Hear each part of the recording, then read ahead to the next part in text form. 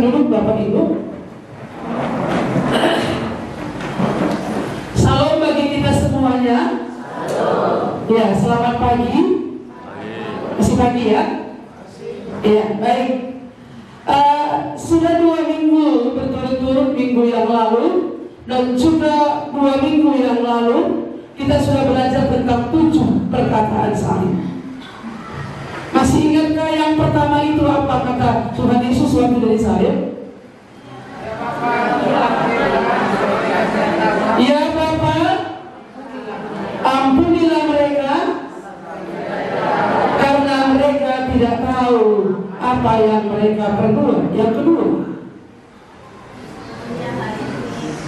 sesungguhnya hari ini engkau bersama-sama dengan aku di Firdaus.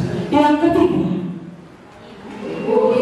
Ibu, inilah anakmu, anak, inilah ibuku. Yang keempat, Eloi, Eloi, lama sabachthani, yang artinya, Allahku, Allahku, mengapa engkau meninggalkan aku? Iya, hari ini adalah yang keempat. Waktu itu di Simpang Rampas sudah disampaikan juga.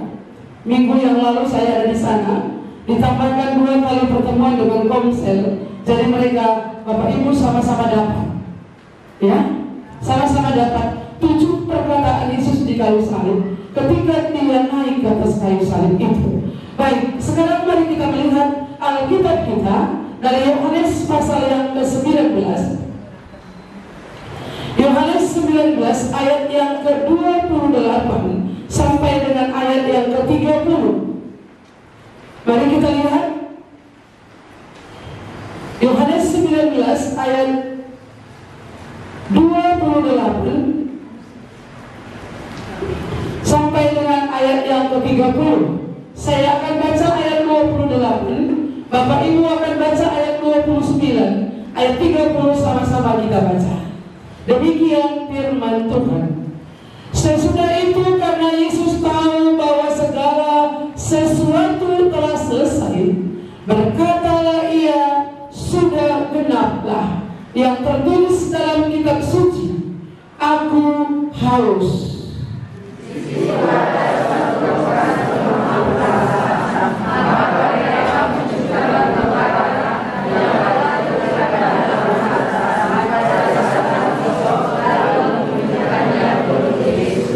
Sama-sama. Sesudah Yesus minum anggur asam itu, berkatalah ia, sudah selesai. Lalu ia menundukkan kepalanya dan menyerahkan nyawanya. Satu bagian firman Tuhan lagi kita akan baca dari Lukas pasal 23 ayat 44. Mari kita lihat sampai ayat 47. Kita baca bergantian. Ayat 44 sampai dengan ayat 47. Lukas pasal 23.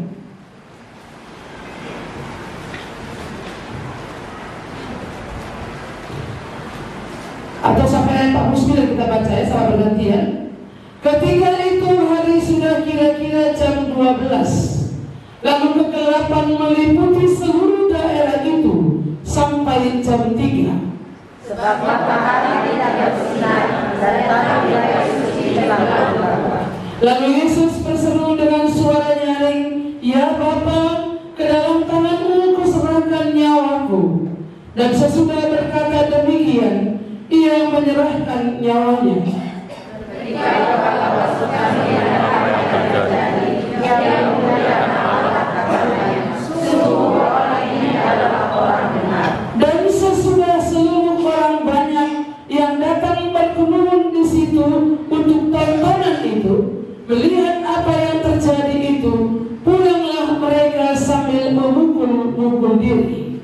Semua orang yang mengenal Yesus dari dekat, termasuk perempuan-perempuan yang dikirim dari Galilea, berdiri jauh-jauh dan melihat semuanya itu. Iya, saya terkesan dengan ayat 48. Dan sesudah seluruh orang banyak yang datang berkerumun di situ, berkerumun di situ untuk tontonan itu. Melihat apa yang terjadi, pulanglah mereka sambil memukul-mukul diri. Kematian Tuhan Yesus di atas kayu salib itu dicatat di sini adalah merupakan tontonan, berarti dipertontonkan. Kematian Yesus di kayu salib itu adalah untuk menanggung seluruh dosa manusia, seluruh dosa dunia, pemberontakan yang dilakukan oleh Bapak dan Ibu, saudara-saudara dan saya dan seluruh lapisan dunia ini. Seluruh pemberontakan itu, dia itu dipertontonkan.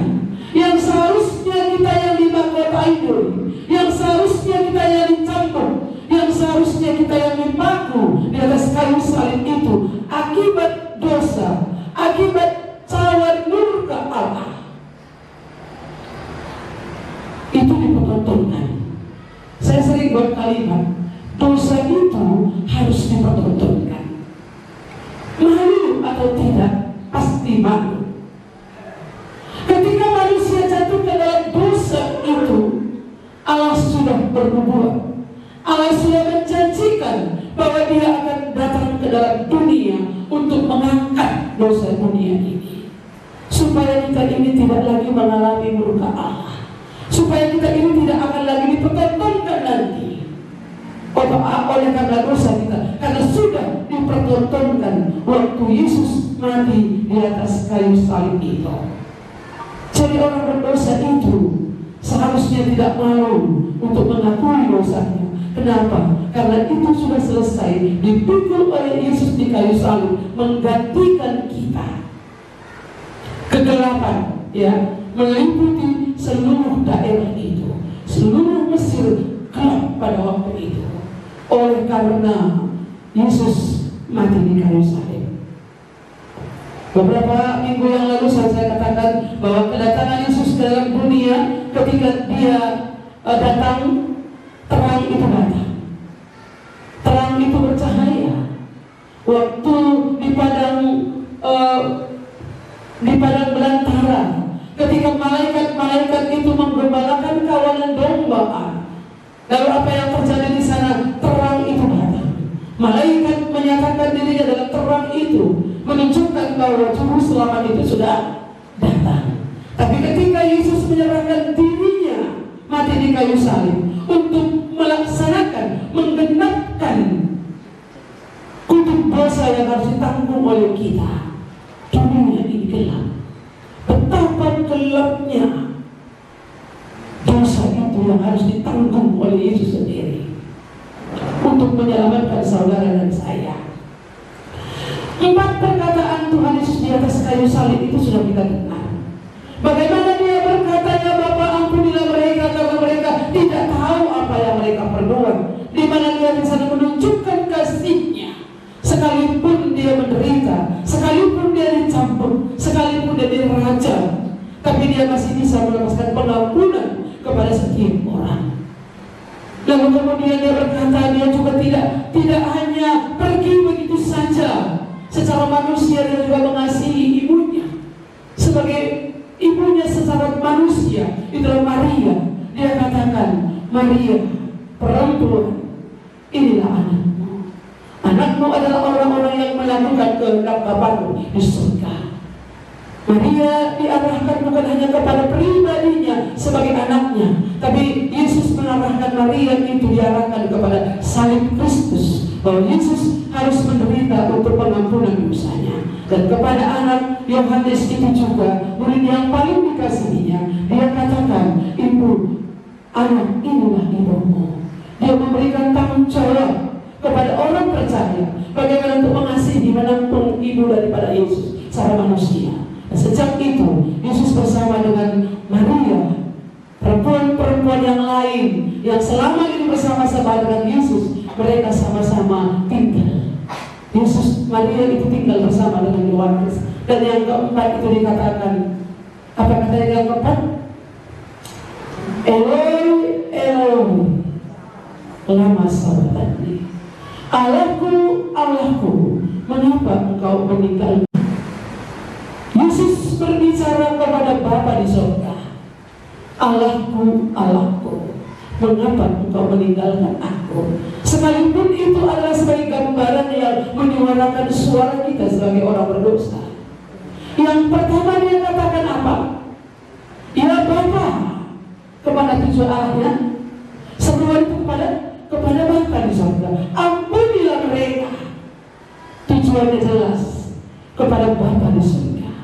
Yang kedua dia katakan itu kepada siapa? Sesungguhnya hari ini kau bersama-sama dengan engkau di Firdaus, kepada yang disatukan bersama-sama dengan dia itu. Jelas kepada siapa ditujukan. Lalu ketika dia berkata itu, ibu, ini anakmu, itu kepada manusia, anak ini ibumu. Tapi yang keempat itu dikatakan dalam Yohanes pasal 19 tadi dikatakan di sana, aku haus. Iya, haus. Saudara pernah haus? Saya juga haus. Iya, sering. Sesudah itu karena Yesus tahu bahwa segala sesuatu telah selesai, ia berkata, supaya genaplah yang tertulis dalam kitab suci, aku haus. Iya, ini sudah dituliskan dalam kitab Mazmur. Bagaimana ini, kepada siapakah perkataan ini ditujukan? Apakah kepada Allah Bapa atau kepada manusia ditujukan itu aku haus? Iya, aku haus. Mungkin kita berpikir bahwa wajar dia haus dari sejak 9 pagi ketika ditangkap, digiring menuju ke Golgota, disuruh pikul salib, bahkan tumbang-tumbang dalam perjalanan itu, bahwa salibnya sendiri pun akhirnya dia tidak sanggup lagi untuk memikulnya. Nggak saya jelaskan di sini. Tapi siapa yang memikul salibnya itu? Siapa? Simon orang kiri ini. Jadi kalau kita melihat di sana bahwa dia tidak sanggup lagi memikul salibnya itu, saking beratnya penderitaan bukan secara fisik, tapi mulai dari dia berdoa di taman Getsemani itu, dia berkata kepada Bapa di surga, ya Bapa, sekiranya boleh, biarlah cawan murka Allah ini, cawan ini lalu daripadaku. Cawan itu adalah murka Allah, cawan itu adalah kemarahan Allah, raya dibantah. Allah marah karena dosa manusia. Allah ini menghukum dunia ini oleh karena dosa manusia. Dosa apa yang tidak terjadi mulai dari zaman Adam sampai dengan zaman nabi-nabi, sampai dengan zaman Yesus, sampai dengan zaman rasul-rasul, bahkan zaman akhir ini. Dosa apa yang tidak ada? Bahkan dosa dalam perjanjian lama pada masa nabi-nabi pun sudah ada dosa penyembahan berhala sudah ada di sana, dosa seks sudah ada di sana. Semuanya manusia sudah berdosa. Oleh sebab itulah Allah ingin menghukum dunia ini. Allah seharusnya menghukum dunia ini, tapi oleh karena kasih-Nya, oleh karena cinta kasih Allah itu kepada manusia, beda dengan cinta seorang laki-laki kepada seorang wanita. Seorang wanita kepada laki-laki, cinta itu terbatas, sangat terbatas. Aku mengasihimu, I love you, dan sebagainya itu sangat terbatas. Ketika dia berbuat salah, ketika dia tidak seperti yang kita inginkan, bisa saja melayang kursi, bisa saja perkataan kotor yang keluar dari mulut saudara, bisa saja yang lain itu akan mendarat di sana. sementara. Itu terbatas, Bapak Ibu, saudara-saudara. Tapi cinta kasih Allah ke dalam dunia ini, terhadap dunia ini, itu sangat dalam. Rela datang ke dalam dunia, menjadi manusia 100%, menderita di atas kayu salib itu. Apa yang dilakukan di sana? Dia sangat menderita. Tapi ketika di atas kayu salib itu dia berseru, aku haus. 80% dari tubuh manusia itu terdiri dari air. Jadi kalau sudah kehilangan cairan, ini adalah medis. Apa yang akan terjadi?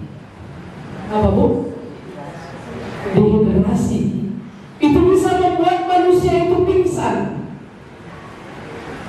kekurangan cairan. Kalau bayi itu kekurangan cairan, badannya sudah jadi kuning semuanya.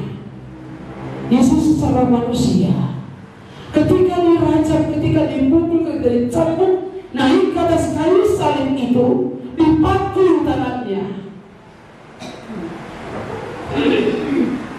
Itu bukan berarti enak secara manusia. Mungkin kita katakan itu makanya dia haus. Apa kata serdadu-serdadu, prajurit-prajurit yang menyatukan dia itu? Oh, dia haus. Makanya mereka berapa? Di situ ada suatu bekas penuh anggur asam. Maka mereka mencucukkan bunga karang yang telah dicelupkan. Saya ulang ya. Di situ ada suatu bekas penuh anggur asam. Maka mereka mencucukkan bunga karang yang telah dicelupkan ke dalam anggur asam pada sebatang hisop, lalu mencucukkannya, menghunjukkannya ke mulut Yesus. Itu di situ ada bunga karang. Itu tempatnya di mana? Biasanya bunga karang di mana tempatnya? Di halaman kemah kita. Di mana? Di laut. Nah, bunga karang itu biasanya dikeringkan. Dan kalau kemudian itu dibasahi itu, dia sangat menyerap air itu sangat banyak. Jadi seolah-olah ini menyerap air sangat banyak. Kalau itu diberikan ke mulut Yesus itu, dia tidak akan haus. Tapi sudah dicelupkan ke dalam anggur asam. Bisa kita bayangkan kalau luka yang sedikit saja pun dikasih asam, apa yang terjadi? Perih. Berapa luka Yesus? Kalau kitab Nabi Yesaya dikatakan tidak rupa pun tidak. Hancur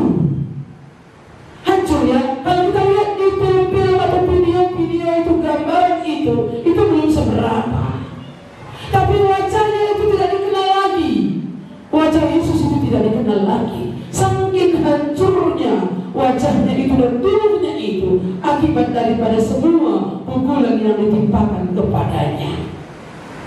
Lalu kemudian ketika diwujudkan itu anggur asam itu ke dalam mulutnya itu pakai hisop, sebuah batang kayu ranting begitu yang cukup. Karena memang waktu itu, kenapa ada di sana anggur asam? Kenapa di sana ada bunga karang? Kenapa di sana ada hisop? Itu memang disiapkan untuk orang-orang yang akan disalibkan. Itu disiapkan di sana. Karena orang yang disalibkan itu selama biasanya sampai 3 hari baru mati. Nggak gampang, 2 atau 3 hari. Tapi Yesus itu disalibkan pukul 12, pukul 3 dia sudah mati. Aku haus. Kepada siapakah Yesus berkata aku haus itu? Itu adalah pernyataannya. Kalau kita baca kitab Mazmur itu seperti rusa merindukan air. Itu adalah bunyinya. Demikian jiwaku merindukan engkau. Haus di sana bukan seolah-olah haus. Ini adalah nubuatan bahwa satu saat akan terjadi. Bagaimana kalau dikatakan Allah, aku haus? Yesus yang adalah Tuhan, bagaimana dia berkata, aku haus? Sedangkan dia sumber air kehidupan. Apa katanya kepada perempuan Samaria itu? Jika engkau tahu mengenal siapakah aku ini, tentu engkau akan meminta air kepadaku. Karena air yang kuberikan kepadamu itu adalah air yang mengalir terus menerus. Barang siapa minum air yang kuberikan kepadaku, apa katanya? Apa? Ia tidak akan haus lagi. Iya. Barang siapa meminum air yang kuberikan kepadamu, yang daripadaku itu, ia tidak akan haus lagi. Jadi Yesus itu sumber air kehidupan. Bagaimana dia berkata aku haus? Jadi seruan itu bukan berarti dia membutuhkan minuman, dia butuh pertolongan. Tidak. Yesus tidak membutuhkan pertolongan. Tadi pujian remaja berkata, ribuan malaikat bisa dia panggil untuk melepaskan dari salib itu, tapi dia tidak melakukan itu karena dia tahu apa tujuannya mati di kayu salib itu. Dia tahu kan tujuannya. Yesus punya tujuan, tahu tujuannya mati di kayu salib itu untuk apa. Bapak Ibu saudara-saudara, jika saudara tahu tujuan hidup saudara, tahu bagaimana saudara bekerja untuk anak dan istri saudara, saudara tidak akan mengenal lelah. Pasti itu.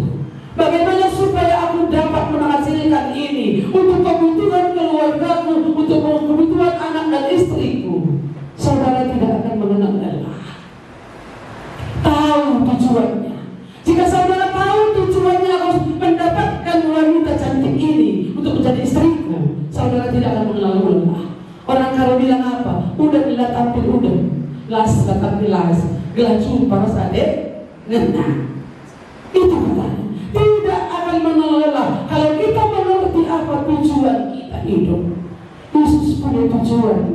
Dia punya tujuan datang ke dalam dunia ini. Allah mengutus anaknya datang ke dalam dunia punya tujuan untuk menyatakan dirinya, bahwa supaya dalam pribadi Tuhan Yesus itu orang mengenal Allah yang benar itu. Dan untuk menyelesaikan pekerjaannya di kayu salib itu, dia tahu untuk apa dia diutus ke dalam dunia, untuk menyelamatkan dunia. Jalan satu-satunya harus mati di kayu salib. Jadi omong kosong kalau dia berkata apa?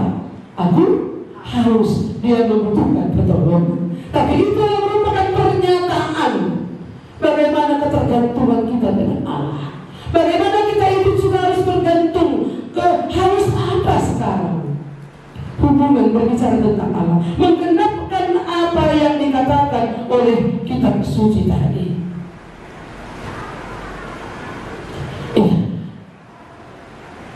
Sesudah itu karena Yesus tahu bahwa segala sesuatu telah selesai,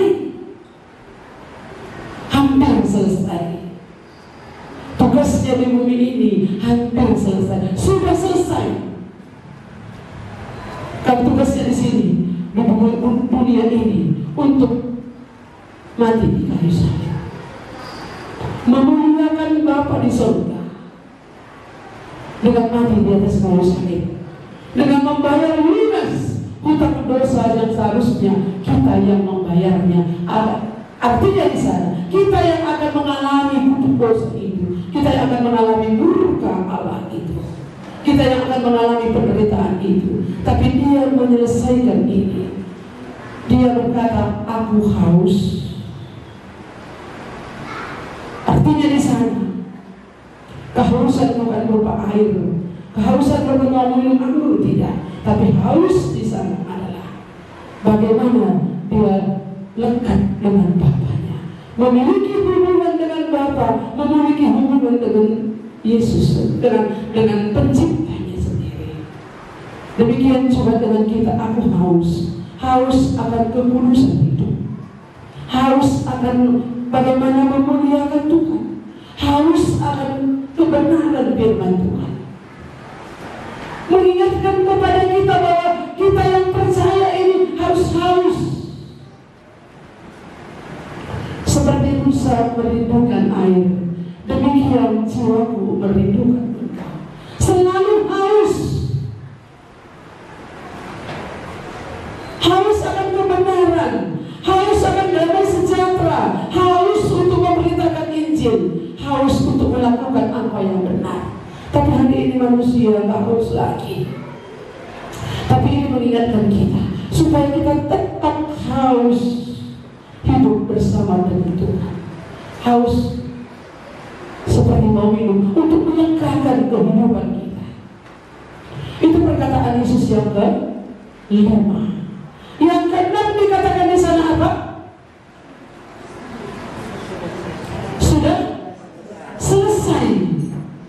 Di situ sesudah Yesus meminum anggur asam itu berkatalah Ia, sudah selesai. Apa artinya sudah selesai? Enggak dulu. Kalau enggak dulu, kalau sudah selesai, apakah saudara mau mengulanginya lagi? Tidak. Iya. Kalau film itu sudah selesai, nggak bisa lagi diulangi. Kalau film bisa diputar lagi ya, video sebentar lagi. Tapi ini sudah selesai. Artinya di sana bahwa penyelamatan yang dikerjakan oleh Tuhan Yesus itu sudah selesai. Coba kita kembali ke Matius, ke Lukas pasal 23 tadi. Ketika itu hari sudah kira-kira pukul 12 siang, lalu kegelapan meliputi seluruh daerah itu sampai jam 3. Sebab matahari tidak bersinar dan tabir bait suci terbelah 2. Tabir bait suci ini gak seperti ini. Ini tipis, gampang goyah. Ya. Nggak seperti tirai kita ini.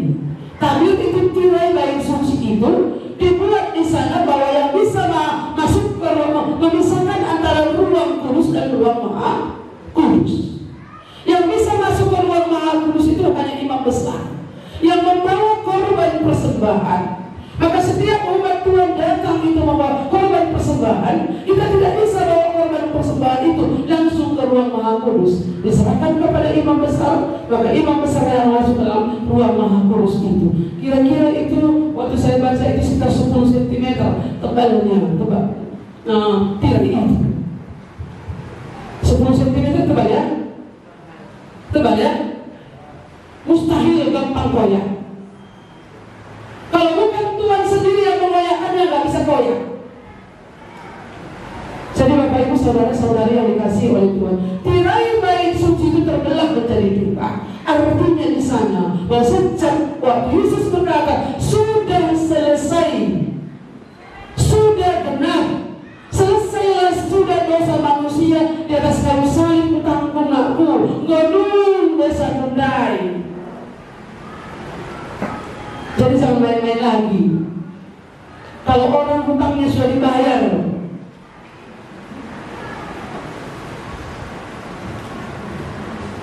seharusnya bilang apa?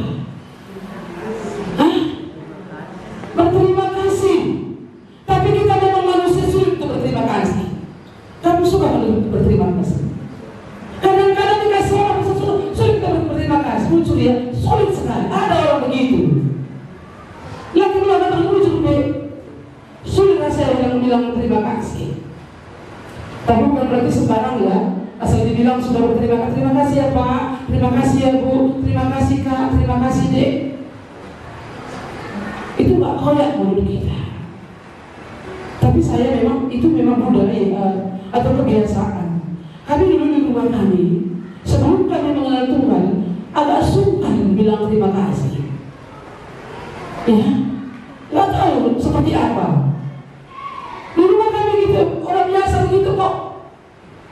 Biasa pakai apa sih salahnya?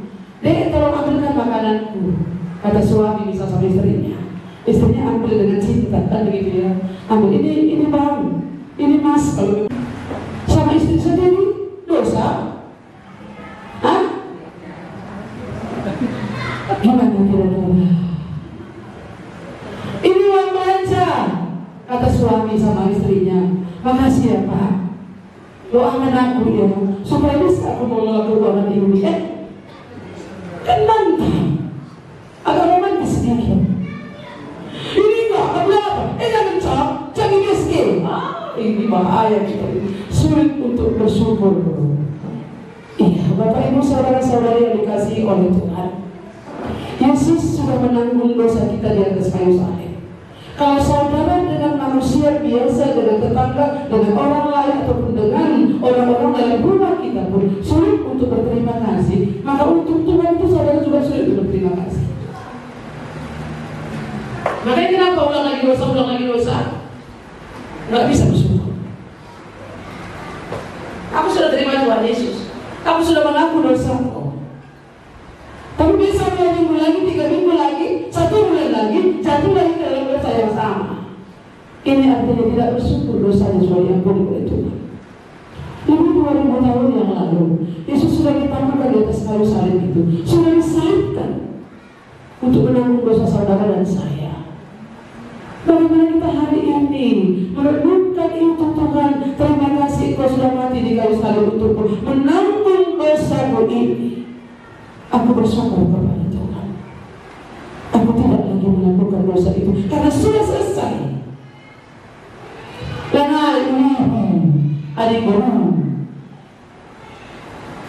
Ya, sudah selesai waktu Yesus di kayu salib. Apa yang harus kita lakukan hari ini? Apakah kita akan lagi mau disalibkan? Haruskah ada lagi orang yang disalibkan? Tidak. Haruskah ada orang lagi yang menembus dosa kita? Atau kita harus melakukan ini dan itu supaya dosa itu selesai? Enggak. Dosa itu sudah selesai di atas kayu salib. Yesus sendiri yang memikulnya di atas kayu salib itu. Ia yang tidak mengenal dosa dibuatnya menjadi dosa supaya ia membawa kita kepada Allah. Yesus yang tidak berdosa itu dibuat menjadi seperti orang berdosa. Kalau orang nggak bersalah kan nggak layak seharusnya dipukuli kan. Tapi dia dipukul.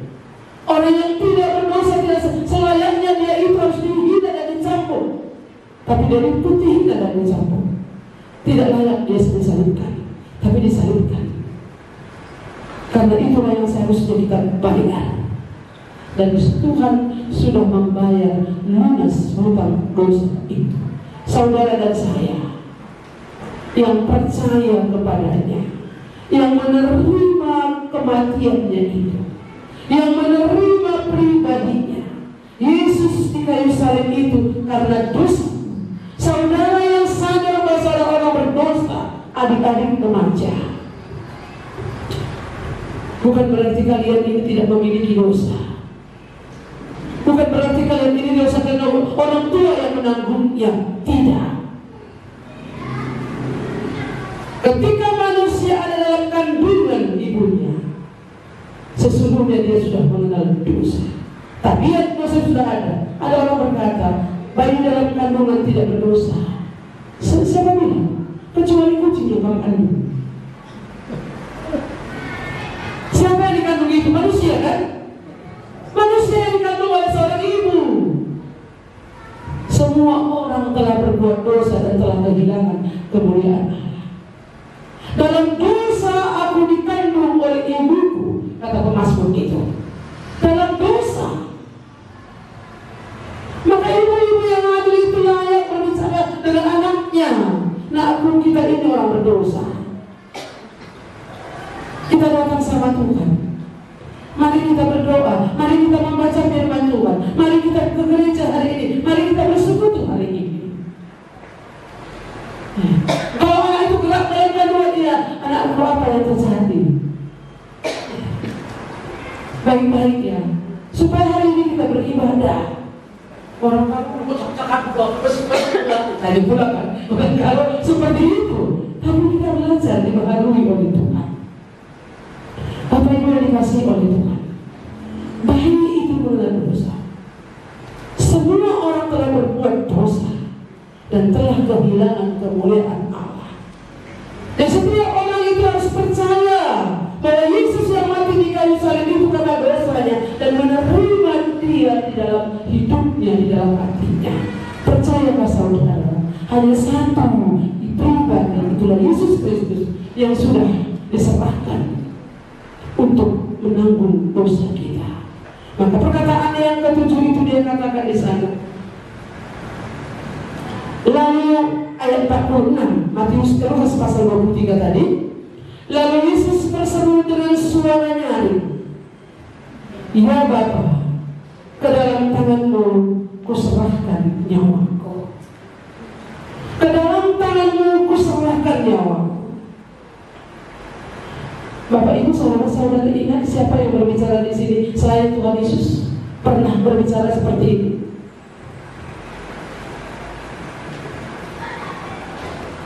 Gak pernah tahu ya. Dalam Kisah Para Rasul berbicara, Stefanus waktu dia dilempar batu sampai mati. Iya, dia berkata, "Ya Bapa, dalam tangan-Mu kuserahkan nyawaku."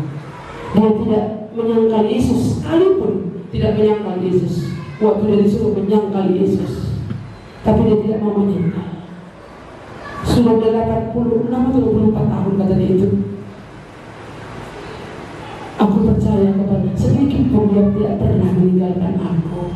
Bagaimana mungkin aku mengkhianati dia? Dan dia berkata, "Ya Bapa, ke dalam tangan-Mu kuserahkan nyawaku." Yesus berkata demikian, "Ya Bapa, dalam tangan-Mu kuserahkan nyawa." Makanya Yesus itu memang dikatakan mati, tapi bukan seperti manusia yang mati. Kalau manusia mati, kalau kita tanya, kenapa si anu tadi meninggal? Apa jawab? Hah? Kenapa dia meninggal?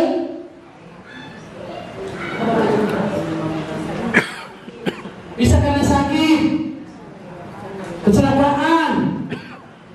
Tapi sesungguhnya kenapa orang mati?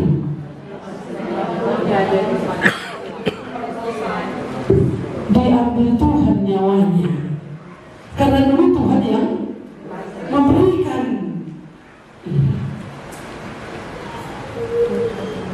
Tuhan yang memberi, Tuhan yang mengambil. Jadi ini tidak diambil nyawanya. Makanya ketika dia masuk ke dalam kerajaan maut pun, kerajaan maut tidak menahannya dalam kuburan. Dia tidak diambil nyawanya. Yesus sudah diambil nyawanya, tapi dia serahkan nyawanya itu kepada Bapa yang mengutus dia. Bagaimana dia mau Tuhan mengambil nyawanya? Serahkan ini dia Tuhan, dia Allah sendiri. Ia berseru dengan suara nyaring, "Ya Bapa, ke dalam tangan-Mu kuserahkan nyawaku." Dan sesudah berkata demikian, ia menyerahkan nyawanya. Jadi Yesus disalib itu, Yesus mati, bukan berarti nyawanya diambil, bukan dia mati konyol, tapi dia itu hidup. Kematiannya itu memulai kehidupan yang baru. Kematian Yesus di kayu salib itu memulai kehidupan orang berdosa yang baru. Karena kalau dia tidak mati, kita tidak akan mengalami kehidupan.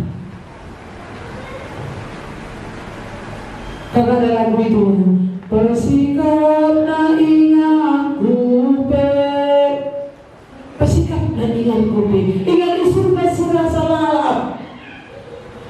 Yesus mati di kayu salib itu supaya ia layak, supaya dia genap melakukan apa yang dikatakan oleh nabi-nabi. Tetapi ia tertinggal oleh karena pemberontakan kita. Ia diremukkan oleh karena kejahatan kita. Ganjaran yang mendatangkan keselamatan atas kita ditimpakan kepadanya. Oleh bulu-bulunya kita menjadi sembuh.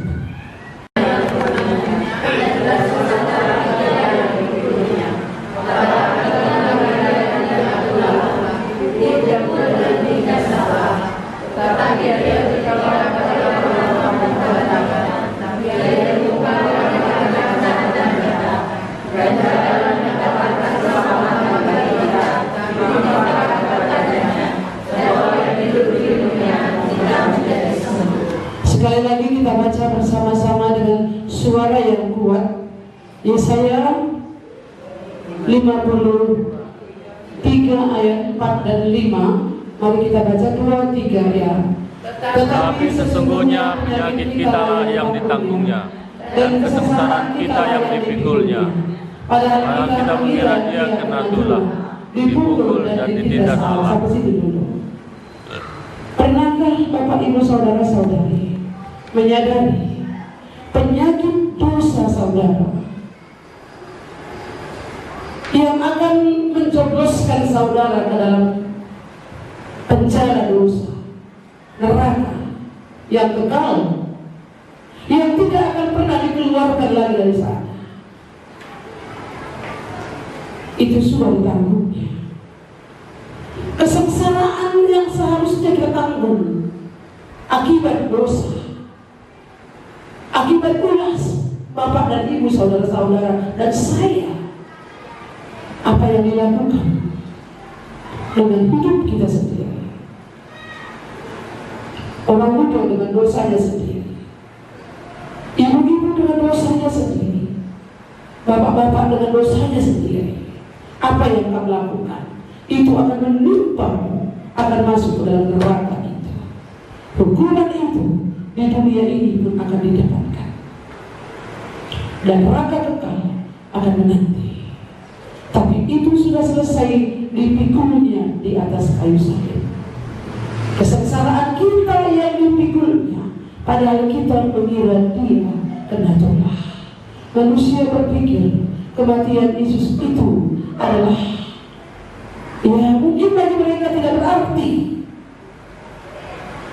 tapi bagi saudara dan saya hari ini, kita sudah melihat dan mendengar sesungguhnya karena dosa kita dia mati di atas kayu salib itu. Ayat 5, ayat 2, 3 ya. Tetapi dia tertinggal oleh karena pemberontakan kita, dia dilumpuhkan oleh karena kejahatan kita. Ganjaran yang mendatangkan keselamatan bagi kita ditimpakan kepadanya, dan oleh ilmu-ilmunya kita menjadi sembuh. Apa itu? Lintang dalam bahasa kamu, terlintang. Saya dulu bapak kami agak kejam. Kalau dia pukul bisa lintang, tapi suku-suku saya memang gak pernah dipukulnya. Tapi kalau dipukulnya itu lintang, bekas ban-bandai, bekas kayu, bekas apa.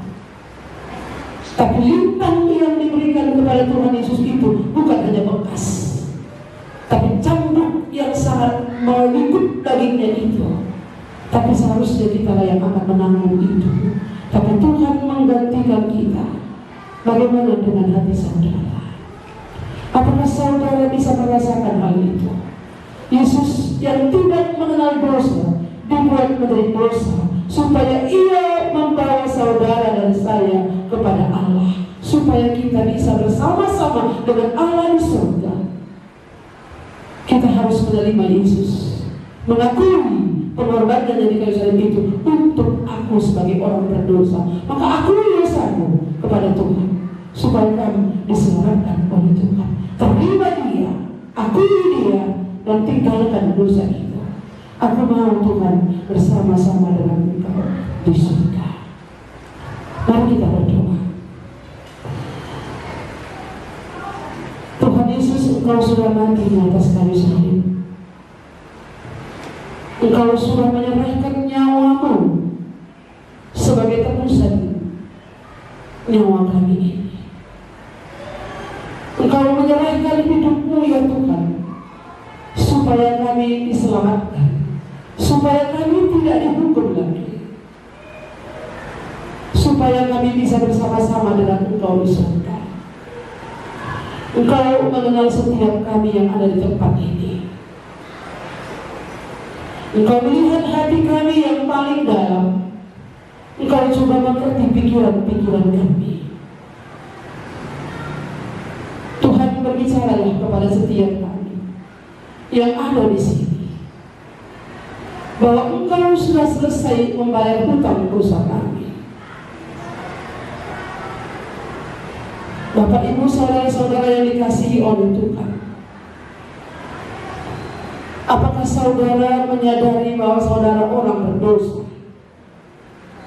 Dosa yang dilakukan oleh tangan saudara sendiri, dosa yang dilakukan oleh pikiran-pikiran terkutuk yang ada dalam pikiran saudara, dosa yang ada dalam hati saudara, sehingga saudara sulit untuk mengasihi orang lain. Dosa yang tetap dilakukan seperti kutub-kutub penyembahan berhala yang diwarisi dari nenek moyang, yang masih menyimpan segala sesuatu untuk kenyamanan hidupnya, yang bukan Tuhan. Semuanya itu akan membawa kamu kepada kebinasaan.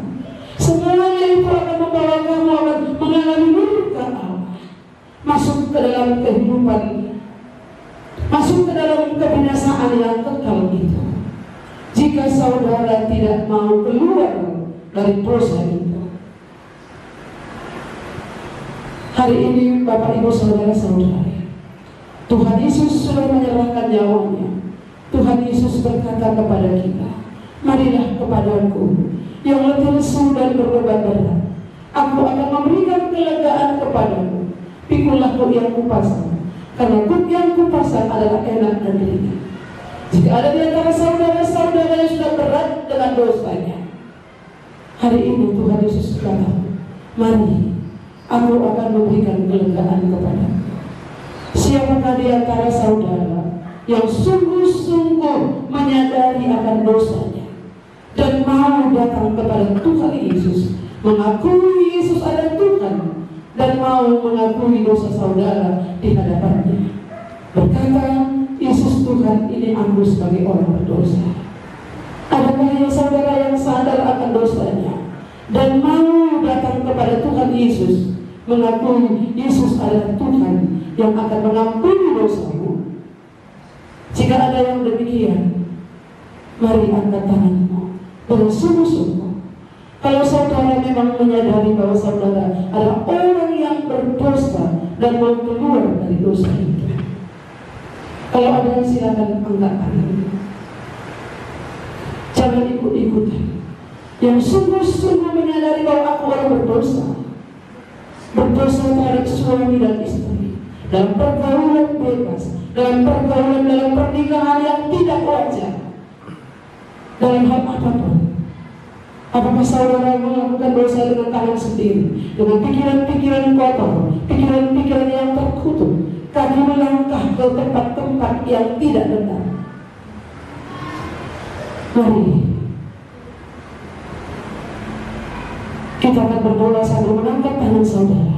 Saya tidak melihat saudara, tapi Tuhan melihat saudara. Tuhan Yesus engkau melihat tangan yang terulur.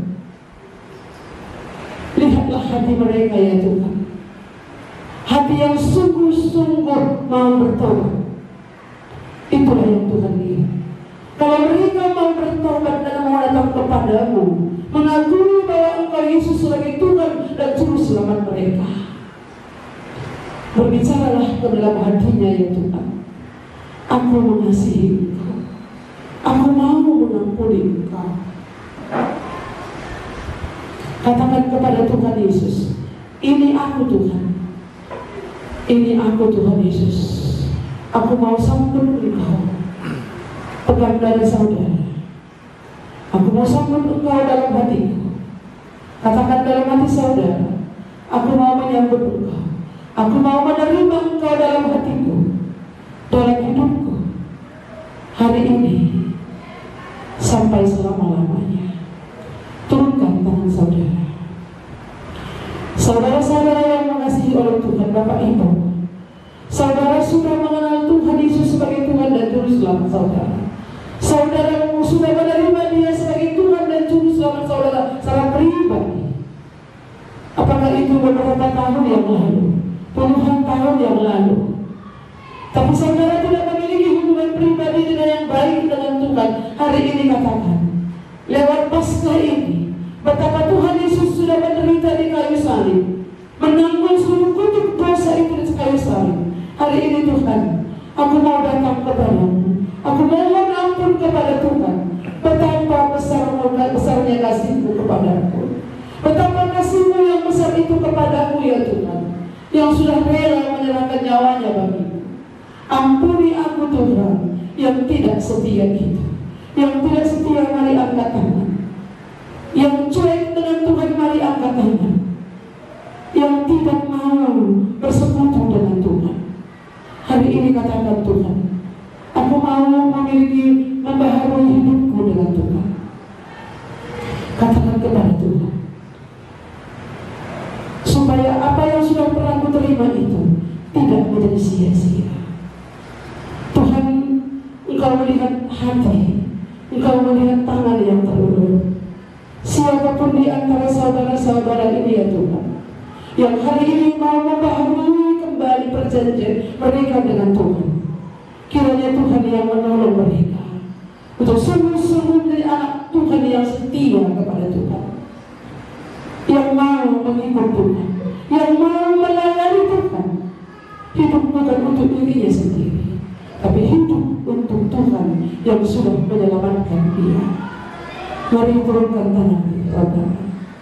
Bapa di surga, terima kasih untuk firman-Mu hari ini ya Tuhan. Kami bersyukur kepadamu, Tuhan berbicara kepada mereka. Biarlah Roh yang Kudus Tuhan terus meneruskannya kepada kami, supaya hidup kami sebagai orang percaya semakin dibaharui hari lepas hari. Tuhan, kiranya anugerah Tuhan turun atas mereka-mereka yang belum mengalami hubungan dengan Tuhan. Terima kasih Tuhan untuk firman-Mu sekali lagi. Sungguh kami bersyukur untuk firman-Mu yang Kau sampaikan bagi kami. Kematian Tuhan Yesus membuat kami memiliki hubungan yang baru dengan Tuhan, memberikan pengharapan yang baru dengan Tuhan. Terpujilah Engkau Tuhan Yesus. Dalam nama-Mu kami berdoa dan mengucap syukur. Amin.